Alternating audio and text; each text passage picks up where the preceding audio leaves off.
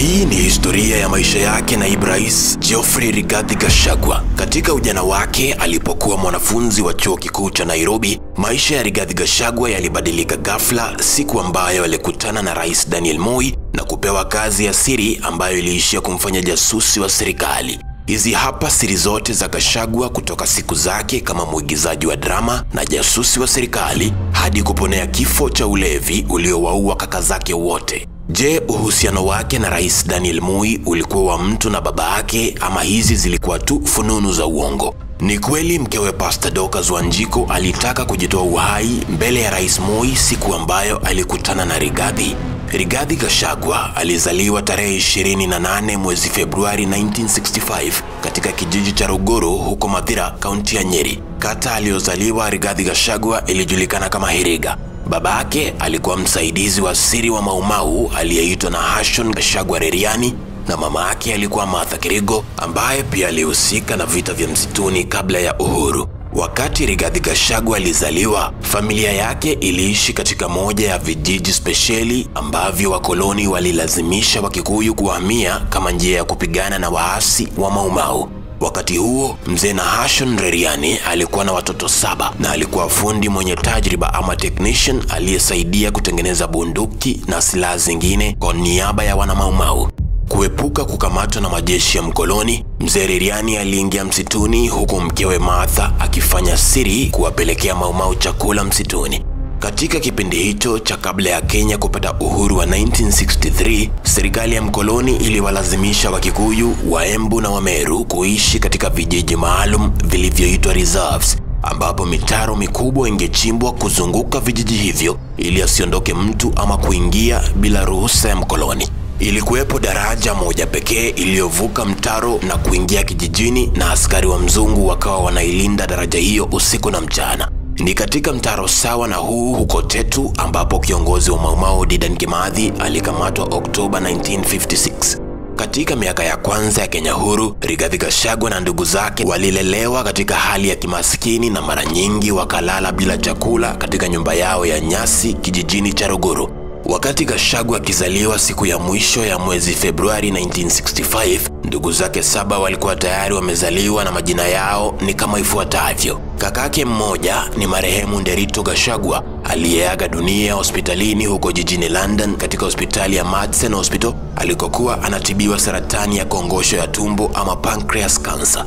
Wakati wa kifo chake tarehe 24 Februari 2017, Nderito alikuwa gavana wa kaunti ya Nyeri. Kaka mwingine wa Rigathi Gachagua ni mwenda zake Fred Wachira ambaye alikuwa daktari huko Afrika Kusini hadi pale alipoaga dunia mwaka wa 2012. Rigathi Gachagua aliwaambia wanahabari kuwa Daktari Fred Wachira aliaga dunia kufuatia uraibu wa pombe na ikambidi Rigathi kuendea mwili wake huko Jamhuri ya Afrika Kusini. James Reriani Gachagua alikuwa kakake kifungua mimba na naibu rais Rigathi Gachagua ambaye aliaga dunia tarehe 8 mwezi Mei 2022 akiwa na umri wa miaka 78. Wakati kakake mdogo marehemu Nderito Gachagua aliamua kuwania ugavana wa Nyeri 2013, James Reriani aliamua kuwania ubunge aliyoshikilia Nderito wa eneo bunge la Mathira, lakini akashindwa debeni na mshindani wake Peter Wero.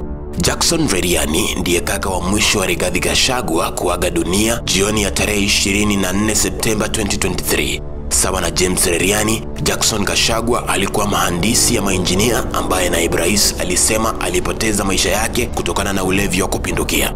Kulingana na Rigathi Gachagua, Jackson ndiye ndugu yake ambaye alimsomesha na wawili hao walikuwa na uhusiano wa karibu zaidi.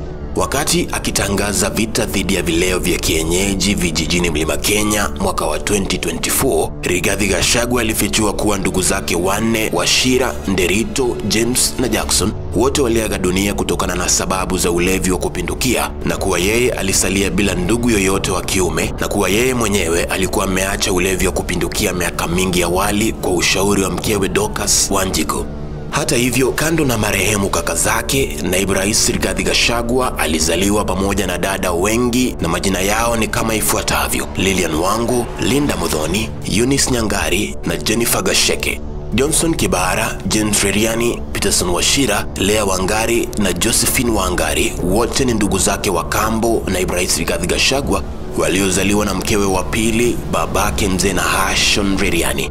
Ilipofika Januari 1971, Geoffrey Rigathi Gachagua akajiunga na shule ya msingi ya Kabiroini iliyokuwa kilomita 5 kutoka kijijini kwao Ruguru, kata ya Iriga. Wanafunzi wenzake aliosoma nao Kabiroini Primary wakati huo wanamkumbuka Rigathi kama kijana shupavu darasani aliyeibuka nambari 1 haswa katika somo la lugha ya Kiingereza na hisabati. Wengine kama mjenzi Joseph Ong'ombe kutoka Mathira waliwaambia wanahabari kuwa Rigathi Gachagua alipenda kuwapa watoto wenzake peremende na kusaidia masomo walioachwa nyuma darasani. Geoffrey Rigathi Gachagua alihitimu mtihani wake wa CPE kutoka shule ya Kabiroini mwaka wa 1977 na mwaka wa 1978 uliofuata akaingia shule ya upili ya Kianyaga High School iliyoko eneo bunge la Gishugu kuanzia masomo yake ya sekondari, wakati huo ikijulikana kama O Levels Certificate. Baadaye alipozuru shule hiyo ya Kianyaga kama naibu rais mwaka wa 2023, Gachagua alikumbuka jinsi alivyokuwa mwanafunzi mtukutu aliyeadhibiwa mara kwa mara. Mwalimu wake mkuu enzi hizo aliyeitwa Julius Kanondumbi alimcharaza viboko zaidi ya mara 400 kulingana na ushahidi wa Gachagua mwenyewe. Zaidi, kiongozi huyo alisimulia jinsi alikuwa ameliwa na funza na chawa miguuni alipoingia shule hiyo ya Kianyaga iliyopo kaunti ya Kirinyaga. Siku hizo kuta za mabweni ya wanafunzi wa shule ya Kianyaga zilijengwa kwa matope na wapishi waliweka mafuta taa katika githeri walichokila wanafunzi kama njia ya kuwapunguzia hamu za ujana. Baada ya kuchaguliwa kama naibu rais wa Rais William Ruto, Rigathi Gachagua alipeleka wanawe wawili wa kiume kuona kitanda chake alicholalia enzi hizo katika bweni la Ndagana shuleni Kianyaga. Gachagua aliporudi Kianyaga mwaka wa 2023, aliahidi kuinunulia shule hiyo basi jipya aina ya Scania na akawazawadi wanafunzi, walimu na wafanyikazi kitita cha shilingi 800,000 wafanye sherehe za kujipongeza. Rigathi Gachagua alikamilisha masomo yake ya O Levels huko shuleni Kianyaga mwaka wa 1981 na akakalia mtihani wa kitaifa ulioitwa Certificate of Education KCE, ambao alipita na kuhitimu kuingia awamu nyingine ya elimu yake. Mwaka uliofuata wa 1982, Rigathi Gachagua akarudi shuleni Kianyaga na akaanza masomo yake ya A Levels, yani Form 5 na Form 6. Alihitimu cheti chake cha Kenya Advanced Certificate of Education mwaka wa 1983 na akawa amepita kwa alama za juu katika vitengo vitatu na alama za wastani katika somo moja, yani 3 principles and 1 subsidiary division. Moja ya masomo aliyopita vizuri katika mtihani wake wa A Levels ni somo la fasihi ya Kiingereza, yani English Literature.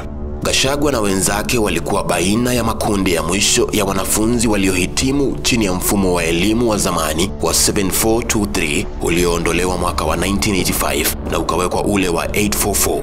Wakati huo wanafunzi waliohitimu kuingia vyuo vikuu baada ya kidato cha 6 walilazimika kusubiri miaka 2 kabla ya kuanza masomo yao ya juu. Rigathi Gachagua alimaliza mtihani wake Kianyaga mwisho wa 1983 na kurudi nyumbani kwa muda mfupi. Katika kipindi hiki akisubiri kuingia chuo kikuu, alipata nafasi kufundisha Kiingereza nafasi yake katika shule ya sekondari ya Kwanthanze huko kaunti ya Machakos kama mwalimu asiyekuwa na tajriba, yani untrained teacher. Kutokana na umahiri wake kama mchezaji wa mpira wa volleyball aliposoma shuleni Kianyaga, Gachagua alianzisha timu ya mchezo huo huko alikofundisha Machakos, na timu yake hiyo ikaishia kuwa bora hata baada yake kuondoka Kwanthanze. Basi haikuwa ajabu wakati kijana huyo wa mzee Rigathi Gachagua alipata mwito kusomea shahada ya sayansi ya siasa na fasihi ya Kiingereza katika chuo kikuu cha Nairobi. Shahada ya Political Science and Literature kama ilivyojulikana wakati huo iliishia kubadilishwa jina baadaye na serikali ya Daniel Moi ikaiita masomo ya serikali, yani Government Studies. Geoffrey Gachagua alipokuwa mwanafunzi wa chuo kikuu cha Nairobi alijihusisha na uongozi wa makundi tofauti ya wanafunzi. Kwanza aliingia kwa chama cha wanafunzi wa literature na akaishia kuwa kiongozi wa chama hicho. Zaidi alikuwa muigizaji bora aliyecheza katika kundi la sarakasi la Free Travelling Theatre ambalo liliigiza michezo ya vitabu vya shuleni. Baada ya kuzoea mazingira ya chuo kikuu cha Nairobi, Gachagua aliingilia siasa za chuoni na akajiunga na muungano wa siasa za wanafunzi wa wilaya ya Nyeri. Muungano huo ulioitwa Nyeri District University Students Association NDUSA pia uliishia kumchagua Geoffrey Gachagua kuwa kiongozi ama mwenyekiti wake. Ni wakati huo wa 1980s ambapo rais wa tano William Ruto pia alikuwa anasomea sayansi za wanyama na mimea, yani zoology and botany, hapo chuoni kikuu cha Nairobi. Ruto alikuwa mwenyekiti wa wanafunzi wa Kristo almaarufu kama Christian Union, na zaidi sawa na Gachagua, Ruto aliongoza muungano wa wanafunzi wa wilaya yake ulioitwa Uasin Gishu University Students Association.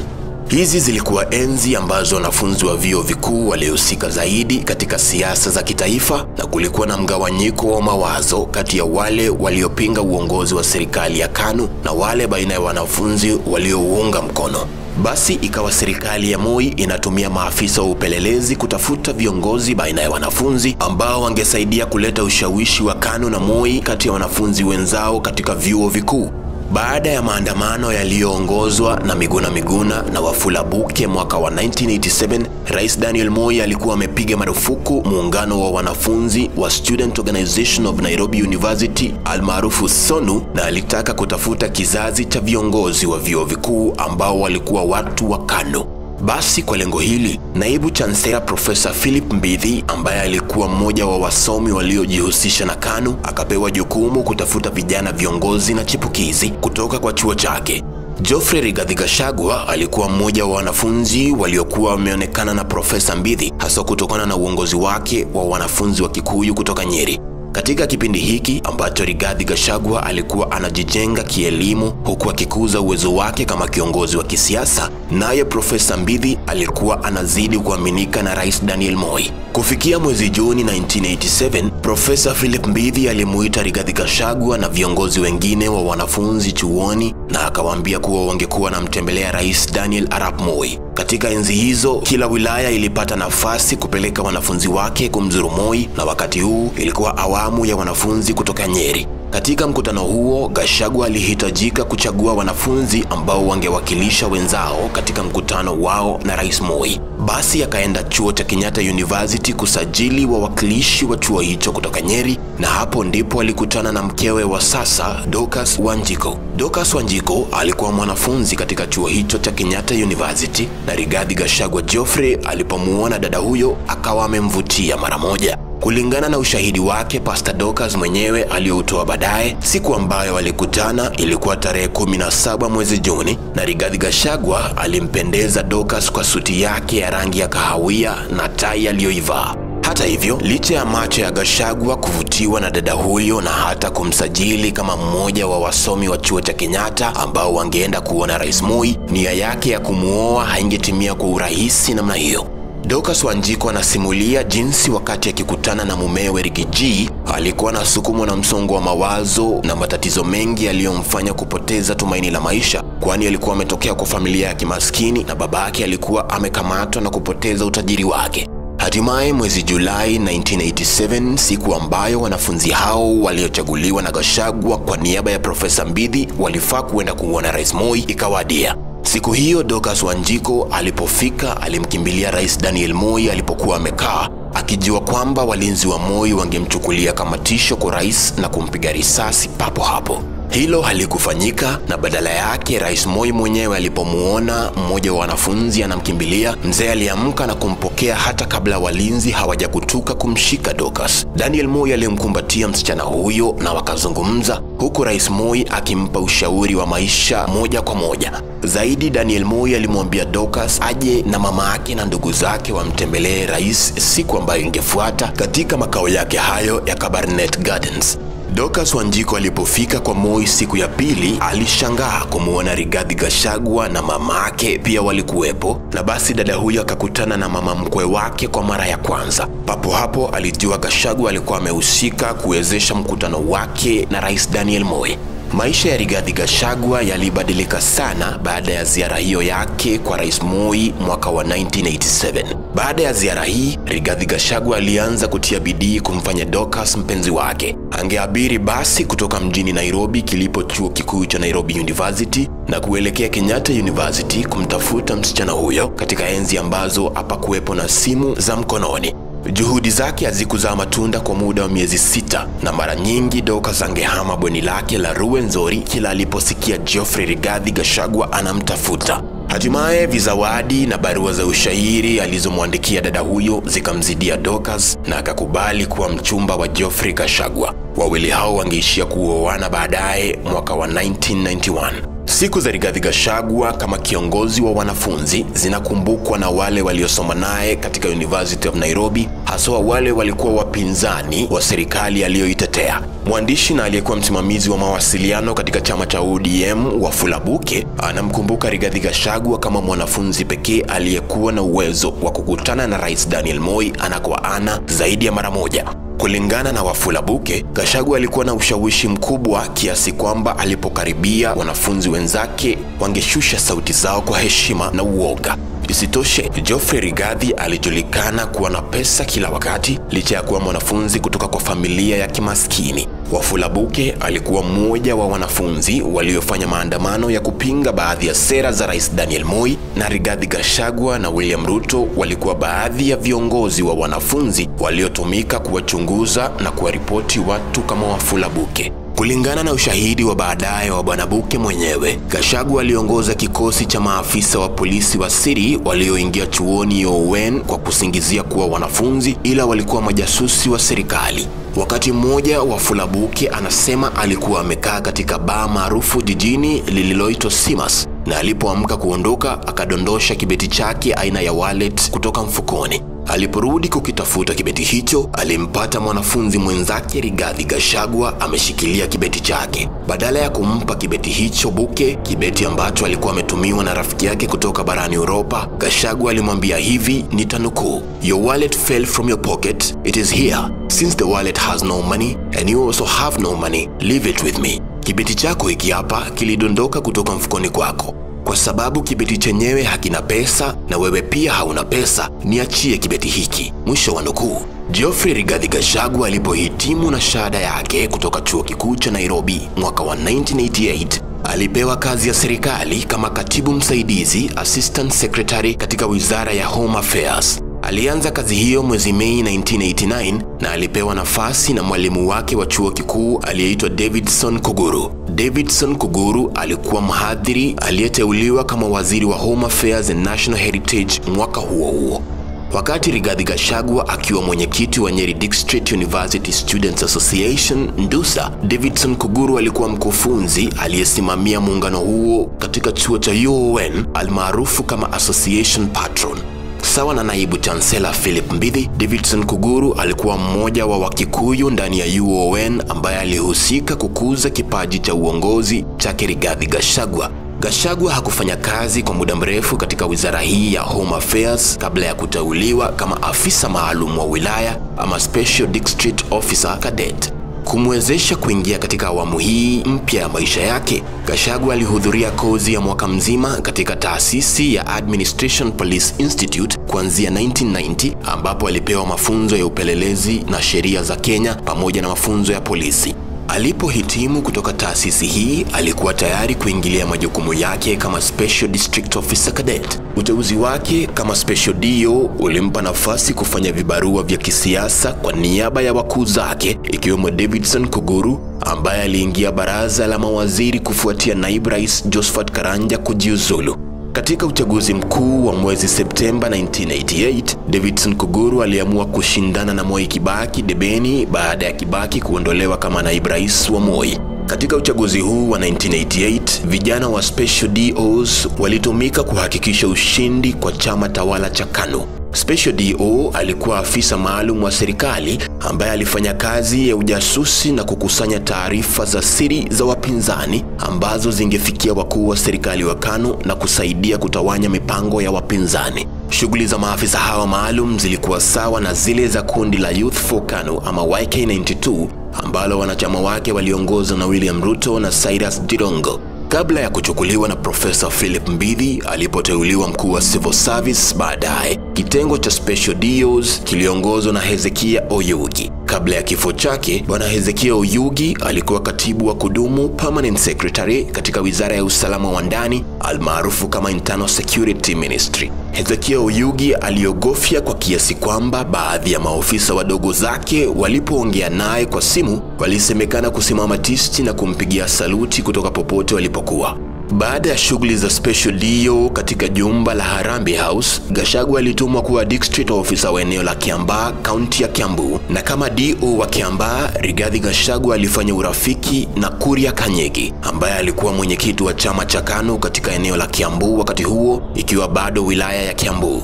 Walimtaja kama kiongozi aliyekuwa na sifa ya kujisifu na kunyanyasa wapinzani wake na wale wa serikali ya Nyayo. Licha ya kuwa mtumishi wa umma, Geoffrey Gachagua akawa anahusika na shughuli za kisiasa za KANU wilayani, ikiwemo kuwapiga vita wapinzani wa serikali mashinani. Baada ya kuhudumu kama DO wa Kiambaa kwa muda, Gachagua akahamishwa kuwa DO wa kata ya Limuru. Si hayo tu, DO Gachagua angeonekana nyumbani kwake Bwana Kuria Kanyegi huko Tigoni, akimsaidia kwa mambo madogo madogo yasiyohusu kazi yake kama afisa wa serikali. Uhusiano wa Rigathi Gachagua na Kuria Kanyegi ulishia kwa kukosana pale wawili hao walipolumbana kuhusu makubaliano ya biashara waliokuwa wanafanya kufeli. Katika mkutano wa kisiasa waliouweka wapinzani wa KANU mjini Limuru Jumapili moja, DO Geoffrey Gachagua alipandwa na hasira wakati afisa wa polisi alisitasita baada ya kuamrishwa awarushia wanasiasa hao vitoza machozi jukwani. Gachagua alimwambia afisa huyo ampatie mkebe huo wa tear gas airushe yeye mwenyewe. Wakati mbunge Martin Shikuku alipoona hivyo, akatishia kumripoti Gachagua kwa Rais Daniel Moi. DO Gachagua hakutishika na akacheka akimwambia aende aseme. Katika uchaguzi wa 1991, Rigathi Gachagua alihusika kupeleka kundi la vijana wa KANU uwanjani wa ndege wa Jomo Kenyatta, ambapo kiongozi wa upinzani Kenneth Matiba alikuwa anatarajiwa kuwasili nchini. Matiba alikuwa anarudi Kenya baada ya kupokea matibabu ghaibuni, na njama ya serikali ya Moi ilikuwa kuweka kundi kubwa la wafuasi wa KANU kumdanganya Matiba kuwa alikuwa na uungwaji mkono wa watu wengi zaidi. Hatua hii ililenga kuleta mgawanyiko kati ya Kenneth Matiba na vigogo wenzake wa chama cha Ford ili Rais Daniel Moi aweze kushinda kura ya urais wa 1991 dhidi ya Matiba, Jaramogi Odinga na Mwai Kibaki. Huko Mlima Kenya, kundi la wakuu wa kata ama madio alilohusika nalo Rigathi Gachagua lilitumika kusambaza vipeperushi vya kuwachanganya wapiga kura waliounga mkono Mwai Kibaki ambaye alikuwa wa chama cha Democratic Party na Kenneth Matiba wa chama cha Ford asili. Katika ngome za Mwai Kibaki huko Othaya, Nyeri, vipeperushi vilisambazwa usiku vikidai eti Mwai Kibaki alikuwa amejiondoa kutoka kwa kinyang'anyiro hicho cha urais na kumwachia Kenneth Matiba. Katika ngome za Matiba huko Murang'a, vipeperushi hivyo vikawa vinadai ni Kenneth Matiba aliyekuwa amejitoa kwa mbio hizo kumuunga mkono Mwai Kibaki. Profesa Philip Mbithi, mkuu wa chuo kikuu cha Nairobi, alipokea simu ya ghafla asubuhi moja ya mwezi Novemba 1991. Aliyempigia simu alikuwa Rais Daniel Arap Moi na alimtaka awache kazi yake kama Vice Chancellor wa chuo hicho kikuu cha Nairobi aingie serikalini. Rais Daniel Moi alikuwa amemteua Profesa Mbithi kuwa msimamizi wa utumishi wa umma serikalini, yani Head of Civil Service, na katibu wa baraza la mawaziri, yani Secretary to the Cabinet. Profesa Mbithi aliambiwa na rais angekuwa na mamlaka ya juu na angepokea amri zake zote moja kwa moja kutoka kwa Rais Daniel Moi mwenyewe. Hata mawaziri wa serikali walitakiwa kumzuru ofisini mwake kufanya mikutano, wala sio yeye kuwatembelea. Profesa Mbithi alipoanza kukusanya timu ya kufanya kazi katika ofisi yake mpya, DO Geoffrey Rigathi Gachagua alikuwa mmoja wao. Urafiki wao kutoka chuo kikuu cha Nairobi pamoja na umahiri wa Gachagua kama mtumishi wa serikali ukamfanya Philip Mbithi kumpa kazi kama msaidizi wake binafsi. Siku ambayo Profesa Philip Mbithi alipigwa kalamu kama mkuu wa utumishi wa umma, Rigathi Gachagua alikuwa ofisini akifanya kazi yake ya msaidizi wa kibinafsi. Ilikuwa inaelekea mwisho wa mwaka wa 1994 na kama Gachagua alivyoambia gazeti la Nation baadaye, Profesa Mbithi pia hakutarajia kuondolewa na Moi. Basi Philip Mbithi alipoitwa kumuona Rais Moi ikulu ya Nairobi, hakuna aliyeshuku matatizo. Moi alimtaka profesa huyo kumsaidia kufanya mabadiliko katika baraza lake la mawaziri na Profesa Mbithi akapendekeza baadhi ya mawaziri waondolewe. Baada ya mkutano huo, alirudi ofisini na kumjulisha Gachagua na wengine waliomfanyia kazi kuhusu mabadiliko hayo. Wafanyikazi wa Profesa Philip Mbithi walikaa ofisini pamoja naye wakisubiri tangazo na mabadiliko ya baraza la mawaziri yatangazwe katika taarifa za saa moja, lakini hilo halikufanyika. Badala yake, tangazo lililotolewa ni kuwa Philip Mbithi alikuwa ameondolewa kutoka kuwa mkuu wa utumishi wa umma na katibu wa bunge na akateuliwa kwa cheo cha chini kuwa katibu mkuu wa Muungano wa Afrika Mashariki, East African Community. Uamuzi wa Rais Moi ulimshtua na kumghadhabisha zaidi Profesa Mbithi, ambaye alikataa kuchukua uteuzi wake mpya kama katibu mkuu wa East African Community.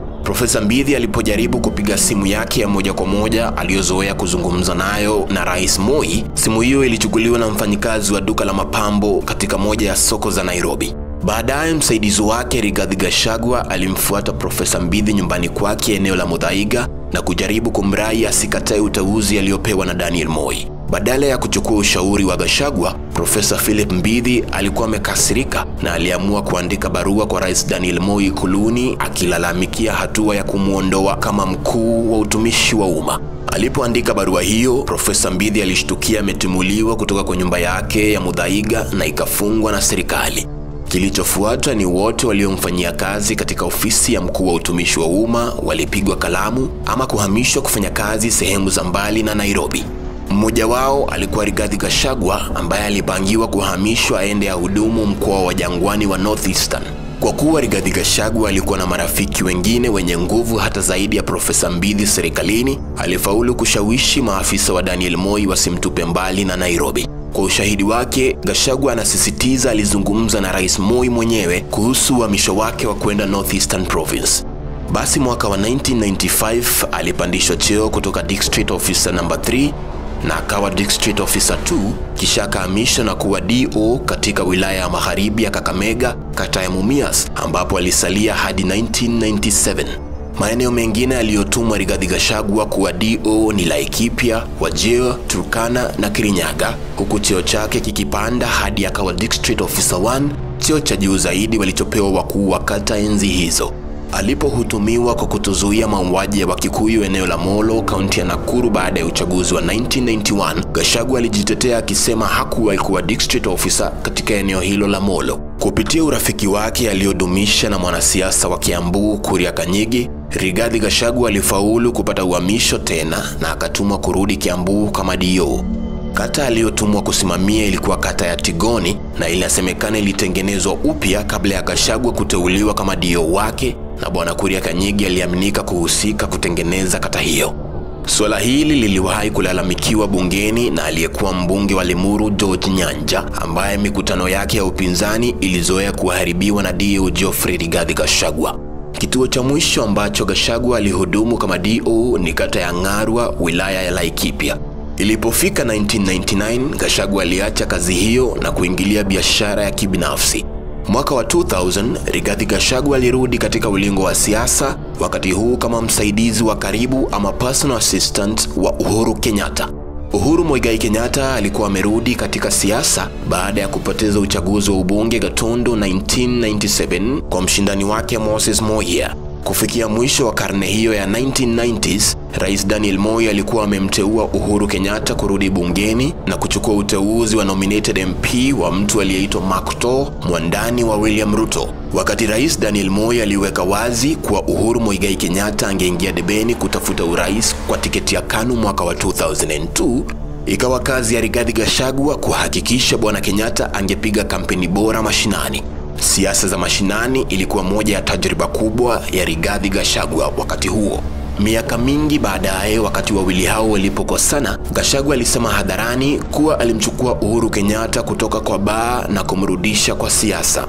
Matamshi haya yalionekana ya kumdhalilisha Uhuru Kenyatta, lakini Gachagua mwenyewe amekiri awali kuwa alikuwa mlevi kupindukia na alikuwa na sifa ya kunywa zaidi ya chupa 30 za bia kabla ya mkewe ambaye ni mhubiri kumlazimisha kubadilisha maisha yake. Zaidi, Gachagua alieleza wanahabari kuwa Uhuru Kenyatta alikuwa bila tajriba tosha ya kisiasa na Gachagua kama PA wake aliishia kumfundisha mengi kuhusu kampeni na uongozi wa mashinani na ule wa urais. Mwingine aliyesimama kando ya Uhuru Kenyatta katika kampeni ya 2002 alikuwa mbunge wa Eldoret North na mmoja wa vijana viongozi wa KANU William Ruto. Ni katika harakati hizi ambapo Rigathi Gachagua alijenga msingi wa urafiki na Uhuru Kenyatta na William Ruto. Wakati Mwai Kibaki alitangazwa kuwa mshindi wa urais baada ya kura ya Disemba 2002, Geoffrey Rigathi Gachagua, ambaye sasa alikuwa ameacha kabisa kutumia jina Geoffrey, anasema hakuna kati ya kambi yao aliyetarajia kuwa Rais Daniel Moi angekubali kumwachia Mwai Kibaki uongozi na mamlaka na kuacha kikaragosi wake Uhuru Kenyatta ashindwe. Hata hivyo, ilipoonekana wazi kuwa Moi hakuwa na nia ya kuiba ushindi wa Kibaki na kumpatia Uhuru, kijana huyo wa mzee mwanzilishi Jomo Kenyatta aliamua kutoa hotuba ya kukubali kushindwa, yani concession speech. Hata baada ya kukosana, Rigathi Gachagua alitaja uamuzi huo wa Uhuru Kenyatta wa kukubali kushindwa kama hatua iliyokuwa ya busara zaidi na ambayo ilizuia machafuko na umwagikaji wa damu ya kikabila nchini Kenya. Uhuru Kenyatta alizoa kura milioni 3.6 katika uchaguzi huo.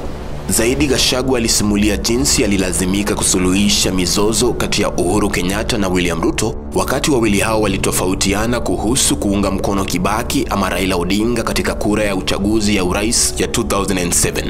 Baada ya KANU kuungana na Raila Odinga na Kalonzo Musyoka na mwingine kupinga katiba mpya iliyopendekezwa mwaka wa 2005, William Ruto alitaka kusalia chini ya muungano wa Orange Democratic Movement na Raila Odinga badala ya kuunga mkono Kibaki apate awamu ya pili kama rais. Uhuru Kenyatta naye alikuwa mwenyekiti wa KANU, kiongozi wa upinzani na waziri wa serikali za mitaa, na akarudisha chama chake kwa serikali tayari kusema Kibaki tosha debeni. Ifikapo Disemba 2007, Rigathi Gachagua aliacha kuwa personal assistant wa Uhuru Kenyatta mwaka wa 2006. Rigathi Gachagua alipoulizwa na mwanahabari wa gazeti la Daily Nation kuhusu sababu yake ya kuacha kazi ya kumsaidia Uhuru Kenyatta kisiasa, alijibu kuwa kazi yake kama PA wa Uhuru iliisha baada ya Uhuru kushindwa debeni na kukosa kurudi kutafuta kiti hicho tena. Basi Gachagua aliingilia biashara katika kampuni yake ya Rido Group of Companies aliyokuwa ameianzisha baada ya kuondokea utumishi wa umma mwaka wa 2000. Katika kipindi cha kati ya 2006 na 2017, Rigathi Gachagua alidumisha urafiki wa karibu na Uhuru Kenyatta na hata akawa mshauri wake wa karibu wakati wa kampeni za urais za 2013 ambapo Uhuru na Ruto walichaguliwa. Ilipofika 2017, ndugu yake Rigathi aliyekuwa gavana wa Nyeri, Bwana Nderito, akaaga dunia na Rigathi naye akawa ameingilia siasa tena, wakati huu akichaguliwa kama mbunge wa eneo bunge alikozaliwa la Mathira. Kama mbunge, Rigathi Gachagua alisalia kama mmoja wa wabunge walioitetea sana serikali ya Uhuru Kenyatta na William Ruto. Wakati Uhuru Kenyatta alifanya makubaliano ya handshake na Raila Odinga mwezi Machi 2018, William Ruto akaanza kujitenga na serikali na uhasama wa Uhuru Ruto ukawekwa wazi kwa Wakenya. Rigathi Gachagua aliongoza wabunge kutoka Mlima Kenya ambao walichagua kumuunga mkono Ruto katika vita baridi kati yake na Rais Uhuru Kenyatta. Baada ya kujitenga na Rais Uhuru Kenyatta, kesi kadhaa za ufisadi dhidi yake mbunge huyo wa Mathira zikaanza kufunguliwa na serikali ya Uhuru Kenyatta. Kesi hizi zilimpa Gachagua umaarufu mpya kati ya vyombo vya habari na kufikia mwaka wa 2020 alikuwa mmoja wa wanasiasa wakubwa zaidi katika mrengo wa naibu rais William Ruto. Mwanahabari mmoja alipomuuliza Gachagua kuhusu mara ya mwisho aliyoongea na Rais Uhuru Kenyatta, Gachagua alijibu kuwa ilikuwa mwaka wa 2019. Katika mazungumzo yao ya mwisho, Gachagua anasema alimuuliza rais iwapo alikuwa na tatizo na yeye kumuunga mkono William Ruto, na Rais Uhuru Kenyatta akamjibu kuwa hakuwa na shida yoyote. Miezi michache kabla ya uchaguzi wa 2022 ambapo Rais Uhuru Kenyatta aliunga mkono Raila Odinga, William Ruto alianza kutafuta mgombea mwenza wa kuingia naye debeni mwezi Agosti dhidi ya Raila Odinga. Alihitaji kigogo wa kisiasa kutoka Mlima Kenya ili aweze kupata kura hiyo ambayo mshindani wake pia aliimezea mate. Waliojipendekeza walikuwa Profesa Kithure Kindiki wa Tharaka Nithi, gavana wa Kirinyaga Anne Waiguru, mbunge wa Kandara Alice Wahome, spika wa bunge la kitaifa Justin Muturi kutoka Embu na Rigathi Gachagua, mbunge wa Mathira. Kutokana na hulka yake ya kushambulia wapinzani wake kwa maneno bila uoga wala huruma, wengi ndani na nje ya kambi ya Ruto walionelea kuwa Gachagua hangekuwa chaguo bora la naibu rais. Hata hivyo, Ruto, Gachagua na wapiga kura hawakuona hivyo, na ilipofika kuchagua kati ya Gachagua na Profesa Kindiki, Gachagua akapewa tiketi hiyo ya mgombea mwenza. Wachambuzi wengi wa kisiasa nchini Kenya walitoa sababu kadhalika kuhusu uteuzi wa Gachagua kuwa naibu rais. mara nyingi wakikosa kukubaliana kuhusu uwezo wa kisiasa wa kiongozi huyo aliona ndani ya Gachagua. Kwa mfano, licha ya mbinu zake za kuzungumza kukosolewa na wengi kama mbinu za kiolelaolela, katika mjadala wa debate wa malumbano wa manaibu rais uliofanyika kati yake na Martha Karua, Gachagua alijionyesha kuwa mwenye umahiri mkubwa wa kuzungumza na kumshinda Karua katika malumbano hayo. Wengine waliamini kuwa kutokana na urafiki wake wa awali na Rais Uhuru Kenyatta, Ruto alimchukua Gachagua kuwa naibu wake ili awe na mtu wa kumshauri kuhusu jinsi Uhuru alifikiria kisiasa. Pendekezo lingine linahusu utajiri mkubwa aliokuwa nao Rigathi Gachagua wakati huo wa kura ya 2022. Kabla ya uchaguzi mkuu wa Agosti 9, shilingi milioni 200 za Rigathi Gachagua zilikuwa zimezuiliwa katika benki na serikali ya Uhuru Kenyatta kwa madai kuwa pesa hizo zilikuwa pesa za wizi. Zaidi, Rigathi Gachagua mwenyewe alikamatwa na polisi kwa muda mfupi kuhusiana na madai ya ufisadi dhidi yake. Yote haya aliyataja kama manyanyaso kwa kuunga mkono William Ruto katika azma yake ya urais. Utajiri mkubwa alioishia kuwa nao Rigathi Gachagua ulitokana na biashara za kampuni zake nyingi alizoanza mwaka wa 2000. Kwa ushirikiano na mkewe Pastor Dorcas, Rigathi Gachagua anamiliki kampuni 15 chini ya mwavuli wa kampuni yake ya Rido Group of Companies. Kampuni za Gachagua zinahusishwa na kufanya kazi na serikali kwa kupokea tenda za wizara mbalimbali, hasa katika sekta za afya na kilimo.